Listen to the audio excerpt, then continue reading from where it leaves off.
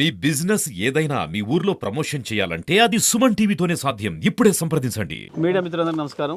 దురదృష్టవశాత్తు తెలంగాణ రాష్ట్రంలో పరిపాలన అనేదే అడ్రస్ లేకుండా పోయింది. ప్రభుత్వంలోకి వచ్చిన నాయకులు వాళ్ళు ఢిల్లీ చుట్టూ ప్రదర్శనలు చేస్తున్నారు. అధికారులు ఎవరి కార్యక్రమాల్లో వాళ్ళు ఉంటున్నారు.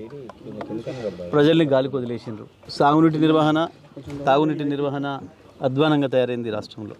అసలే ఒకవైపు ఎండలు, కొంత కరువు పరిస్థితులు ప్రజలు ఇబ్బంది పెడుతున్న పరిస్థితులలో ఇంకా అప్రమత్తంగా ఉండాల్సిన ప్రభుత్వం, ఇంకా జాగ్రత్తగా ఉండాల్సిన ప్రభుత్వం, క్షణక్షణం ఏం జరుగుతుంది రాష్ట్రం మొత్తం కూడా సమస్యలు తెలుసుకొని పరిష్కారాలకు ఆదేశాలు ఇవ్వాల్సిన ప్రభుత్వం దురదృష్టవశాత్తు పోయి ఢిల్లీలో ఉంటుంది.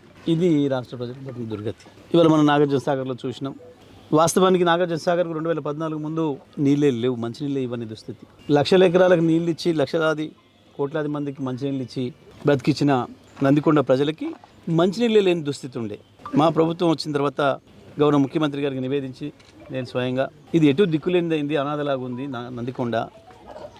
అది మున్సిపాలిటీ కాదు, గ్రామ పంచాయతీ కాదు, స్థానిక సంస్థలు లేవు, ఆడ ఇబ్బంది అవుతుంది.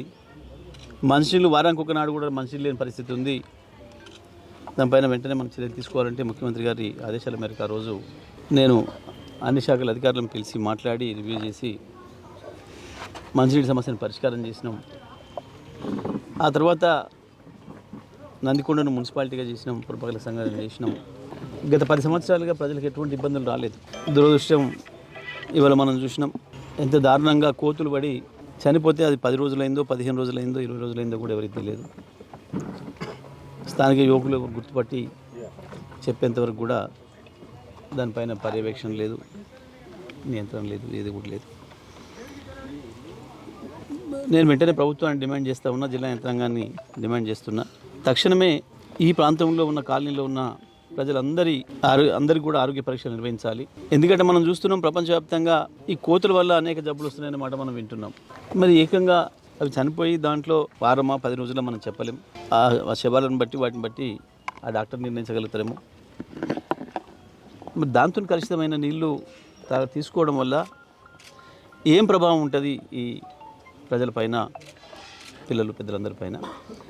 మరి దానికి సంబంధించి ప్రభుత్వ పరంగా ఎట్లాంటి చర్యలు తీసుకోవచ్చు, ఎటువంటి పరీక్షలు నిర్వహించాల్సిన అవసరం ఉంటుంది. ఎందుకంటే మనుషులకు ఇతర జంతువుల నుంచి వచ్చే సంక్రమించే వ్యాధులకు సంబంధించి నిపుణులు ఉంటారు. మరి వారి ద్వారా, ఆ సంస్థల ద్వారా మరి అందరు కూడా రక్త నమూనాలు తీసుకొని పరీక్షలు చేసి రేపు ఏమైనా ఇబ్బంది వచ్చే అవకాశం ఉందా, దాన్ని ఎట్లా నివారించాలి, దానికి ఏం మార్గాలు ఉంటాయనే విషయాన్ని మరి కాలనీ వాసులకు అందరూ కూడా వచ్చి చెప్పాల్సిన అవసరం ఉంది. వాళ్ళకి ధైర్యం ఇవ్వాల్సిన అవసరం ఉంది. వాళ్ళందరూ కూడా ఆందోళనలో ఉన్నారు, కాలనీ వాసులు అందరూ కూడా. అందుకే మరి వెంటనే చర్యలు తీసుకోవాలని చెప్పి నేను విజ్ఞప్తి చేస్తూ ఉన్నా. దురదృష్టం ఏంటంటే దాదాపుగా నెల 15 రోజులుగా కరువు పైన రైతులు ముత్తుకుంటుంటే, ప్రజలు ముత్తుకుంటుంటే మీరు పట్టించుకోలేదు. కనీసం ప్రతిపక్షంగా మేము మా పాత్ర నిర్వహిస్తూ ప్రజలకు అండగా ఉండాలని, ప్రజల కోరిక మేరకు, ప్రజల పిలుపు మేరకే మేము గ్రామాలకు వెళ్ళి ఆ రైతులతో మాట్లాడి ధైర్యం చెప్పి ప్రభుత్వంతో మేము మాట్లాడతాం, ప్రభుత్వాన్ని కదిలిస్తామని చెప్పి మేము 15-20 రోజులు ఎండలో పొలాల్లో తిరిగినా కూడా ఒక మంత్రి కానీ ముఖ్యమంత్రి కానీ స్పందించిన పాపన పోలేదు.